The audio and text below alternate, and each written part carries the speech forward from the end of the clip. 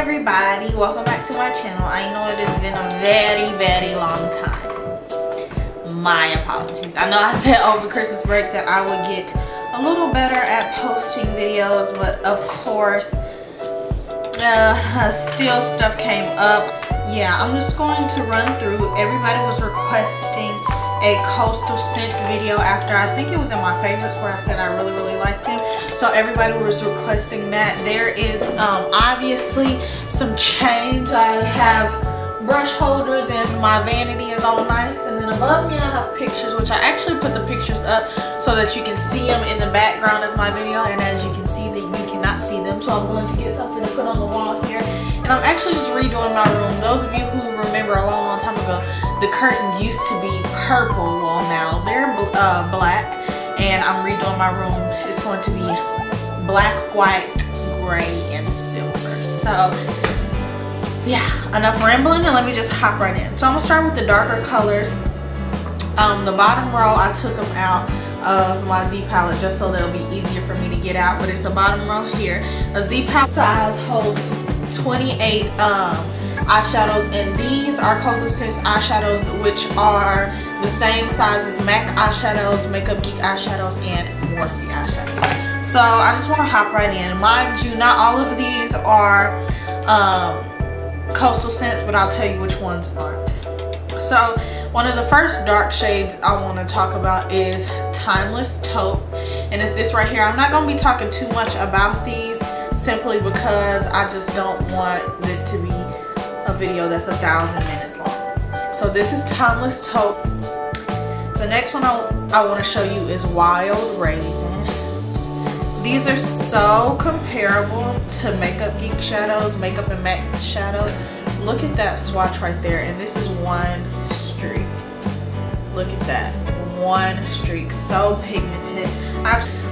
The next one is Chocolate Berry. This is a black with shimmer, purple shimmers in it. That right there. Super duper pigmented. Chocolatier.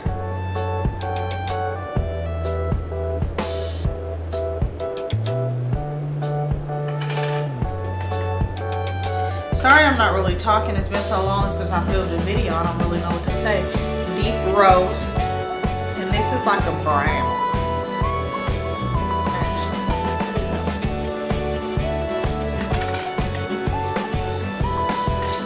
Then the next row, it starts to get a little bit lighter. This is Light Taupe. Really pretty transition shade when you're doing cool makeup looks, cool eye color looks. Harvest Brown, which is one of my favorite. It's almost comparable to Cocoa Bear and Brown Script. It's just a little bit more brown. Let me use a different finger because I feel like that one's stained.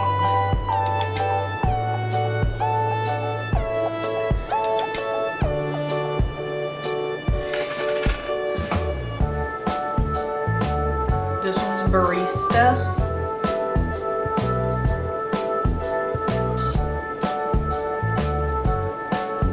I love Barista. I think that's one beautiful transition shade on a girl my complexion. Let me scoot over a little bit because I feel like y'all can't really see me. And this right here is getting on my nerves. This one is Coconut Husk. And it's so funny because I don't think I've used this one in a video, only because I have never heard the name Coconut Husk. And I normally list all my shadows down in the description bar below, so proof that I haven't used that one in a video. But I do feel like I use that. I mix it sometimes. This one is another one that I don't use that often. This is Kokomo Cafe, but this is such a creamy shadow. Literally the creamiest shadows of life. This next one in here is Makeup Geek Bitten, and let me just show you. This is Bitten, and this one is Wild Raisin. Although they are different, they're super similar. So this is Wild Raisin and this is Bitten. The consistency is actually almost the same. It's a little bit darker, but when you, this is wild raisin, this is big. It's darker obviously, but if you use a light hand of this, then it can pass for big. It's just, it has more purple undertones than big does. This one is fine wine. Really, really pink mauve, pretty pink mauve color. This is another color that I mix with Harvest Brown to get that cocoa bear or brown script color, and this is Oktoberfest. This is a really, really pretty, literally gold. Like, this is a coppery gold color, and this is called Copper Pot. When I tell you, this is the butteriest shadow in the world. Here's another shade. This is gold, like gold. This is called 18 karat gold. If you can see, it looks almost yellow. It's so gold. This is it on my finger. Look how pigmented these are on the back of my hand. Is that not insane? That's with no primer, no Fix Plus. Imagine how it is with Fix Plus and primer. Then I have Tuscany. This right here, I'm trying to put it next to the white so you can see. This is literally such a pretty transition shade when you're doing a pink look. My fingers are starting to get stained, so you almost can't tell. Such a pretty pale pink shade. Best transition colors. All of these, they're literally so buttery. I absolutely love them. They're some of the creamiest shadows I've ever tried, and I have a lot of shadows and palettes and stuff. I absolutely love these. I haven't tried the Coastal Scents like palettes that are already made. This is obviously, I ordered these individually and put them in a Z palette, so I don't know how their Coastal Scents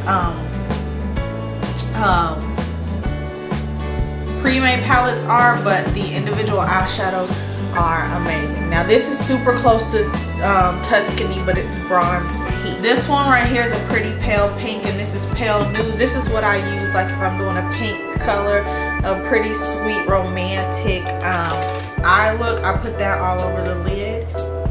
Just mauve, and this is a mauvey pink with gold shimmers.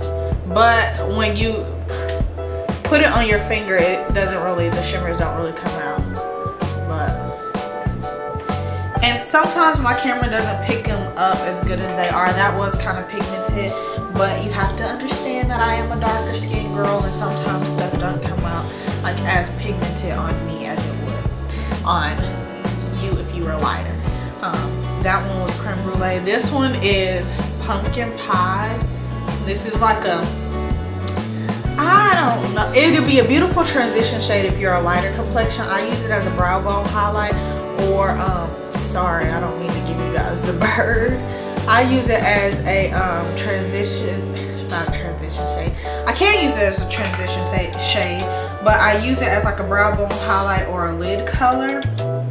But yeah, those are basically all the Coastal Scents eyeshadows that I have. They're really, really comparable to Makeup Geek. I only have one MAC shadow, and that's Shadowy Lady, and it's super, super dark. It's really creamy, but I can comparing it to that one, these are perfect. I wouldn't go out and spend $15 or $11 on a MAC eyeshadow ever again, because I have Makeup Geek and Coastal Scents. And the only time that I would ever buy another Makeup Geek eyeshadow is if there were if I wanted a color that they didn't have.